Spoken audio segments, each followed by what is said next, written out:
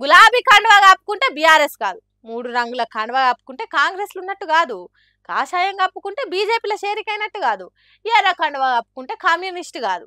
ఇప్పటి నుంచి మరి వాళ్ళు ఏ పార్టీలా ఏ లీడర్ ఉన్నాడు అనేది ఎట్లా తెలవాలంటే అది ఆ బ్రహ్మదేవుడు కూడా కనిపెట్టలేని కథ ఏతట్టున్నది. ఎందుకు అట్లా అంటున్నాటరా, మన సీఎం రేవంత్ రెడ్డి సారు ఢిల్లీలో విలేకరులతోని ఇదే ముచ్చట్ని చెప్పిండట.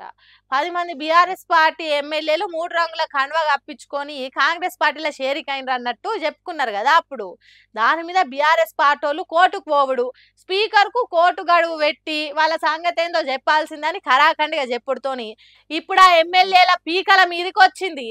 వాళ్ళ పదవులు పోతే పార్టీల చేరికైనందుకు పరువు పోతుందని సీఎం ఈ మాటలు మాట్లాడుతున్నాడని అంటుండ్రు చాలా మంది. సరే జరసేపు సీఎం రేవంత్ రెడ్డి సార్ చెప్పిందే నిజం అనుకుందాం.